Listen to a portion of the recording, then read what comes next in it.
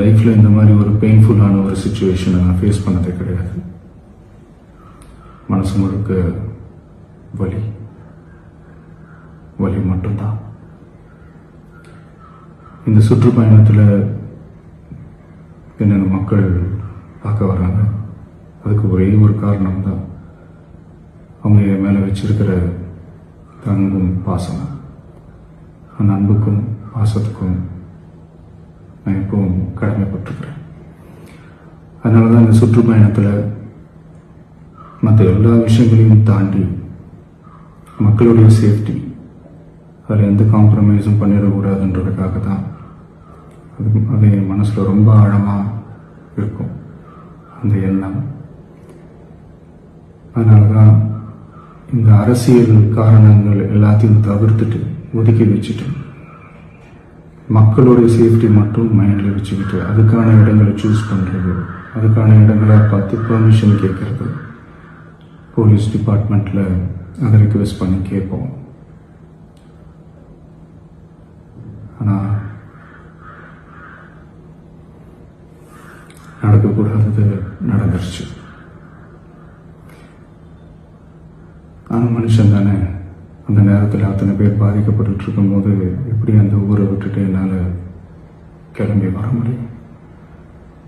நான் திரும்ப அங்கே போகணும்னு இருந்துச்சுன்னா அது ஒரு காரணம் காட்டி அங்கே வேறு சில பதட்டமான சுச்சுவேஷன்ஸ், வேறு சில அசம்பாவிதங்கள் அந்த மாதிரி எதுவும் நடந்துடக்கூடாதுன்றதுக்காக தான் நான் அவாய்ட் பண்ணேன். இந்த நேரத்தில் சொந்தங்களை இழந்து தவிக்கிற அத்தனை குடும்பங்களுக்கும் என்னுடைய ஆழ்ந்த இரங்கலை தெரிவிச்சுக்கிறேன். எனக்கு தெரியும், என்ன சொன்னாலும் இது ஈடையாகாதுன்னு எனக்கு தெரியும்.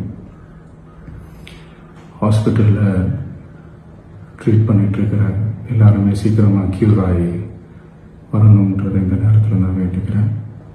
கூடிய சீக்கிரமே உங்கள் எல்லாரையும் நான் சந்திக்கிறேன். இந்த நேரத்தில் எங்களுடைய வலிகளை, எங்களுடைய நிலைமையை புரிஞ்சுக்கிட்டு எங்களுக்காக பேசின அரசியல் கட்சிகளை சார்ந்த நண்பர்கள், தலைவர்கள் அனைவருக்கும் என்னுடைய நன்றியை தெரிவிச்சுக்கிறேன். கிட்டத்தட்ட ஒரு 5 மாவட்டத்துக்கு பிரச்சாரத்துக்கு போனோம். இந்த மாதிரி எதுவுமே நடக்கல. ஆனால் கரூரில் மட்டும் ஏன் எப்படி நடக்குது, எப்படி நடக்குது? மக்களுக்கு எல்லா உண்மையும் தெரியும். மக்கள் எல்லாத்தையும் பார்த்துக்கிட்டு இருக்கிறாங்க. கரூரை சேர்ந்த அந்த மக்கள் அந்த உண்மையெல்லாம் வெளியில் சொல்லும்போது எனக்கு கடவுளே நேரில் வந்து இறங்கி அந்த உண்மைகள்லாம் சொல்கிற மாதிரி எனக்கு தோணுச்சு. சீக்கிரமே எல்லா உண்மைகளும் வெளியில் வரும்.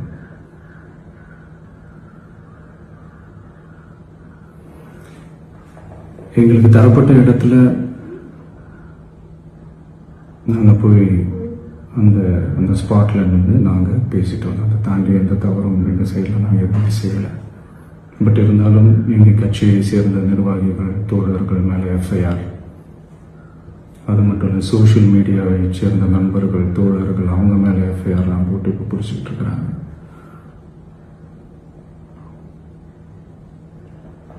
சிஎம் சார், உங்களுக்கு ஏதாவது இந்த பழி வாங்கணும் அப்படின்ற எண்ணம் ஏதாவது இருந்துச்சுன்னா என்ன வேணாலும் பண்ணுங்க. அவங்க மேலே கை வைக்காதீங்க. நான் ஒன்று வீட்டில் இருப்பேன், இல்லை நான் ஆஃபீஸில் இருப்பேன். என்ன வேணாலும் செய்யுங்க. நண்பர்களே, தோழர்களே, நம்மளோட அரசியல் பயணம் இன்னும் ஸ்ட்ராங்காக, இன்னும் தைரியத்தோட கண்டினியூ ஆகும்.